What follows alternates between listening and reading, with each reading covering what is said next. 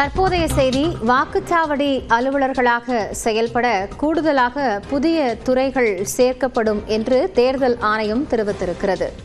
வழக்கமாக அரசு ஊழியர்கள் மற்றும் ஆசிரியர்கள் மட்டுமே தேர்தல் பணிக்கு பயன்படுத்தப்படும் நிலையில் தற்போது கூடுதல் துறைகள் சேர்க்கப்பட்டிருப்பதாக தேர்தல் ஆணையம் அறிவிப்பு வெளியிட்டிருக்கிறது. கூடுதல் விவரங்களோடு செய்தியாளர் அவினேஷ் இணைகிறார். அவரிடம் பேசலாம். அவினேஷ், எந்தெந்த துறைகளைச் சேர்ந்தவர்கள் எல்லாம் இதில் இணைக்கப்பட இருக்கிறார்கள்? ஆணையம் வெளியிட்டிருக்கக்கூடிய விவரங்கள் என்ன? தமிழ்நாட்டில் சட்டப்பேரவை தேர்தலுக்கு தேர்தல் ஆணையம் முழு வீச்சில் தயாராக வரக்கூடிய நிலையில வாக்குச்சாவடி அலுவலர்களாக அங்கன்வாடி பணியாளர்கள், கிராம உதவியாளர்கள், தேசிய நகர்ப்புற வாழ்வாதார திட்ட பணியாளர்களை பயன்படுத்திக் கொள்ள தேர்தல் ஆணையம் அனுமதி வழங்கி அதுக்கான கடிதத்தை எழுதியிருக்கிறாங்க. குறிப்பாக தமிழ்நாட்டில் அடுத்த ஆண்டு ஏப்ரல் மாதத்தில் நடைபெற உள்ள சட்டப்பேரவை தேர்தலுக்கு வழக்கமாக தேர்தல் ஆணையம் தேர்தல் பணிகளை வாக்குச்சாவடி அலுவலராக அரசு ஊழியர்கள் மற்றும் ஆசிரியர்களை நியமிப்பது செய்வது வழக்கம்.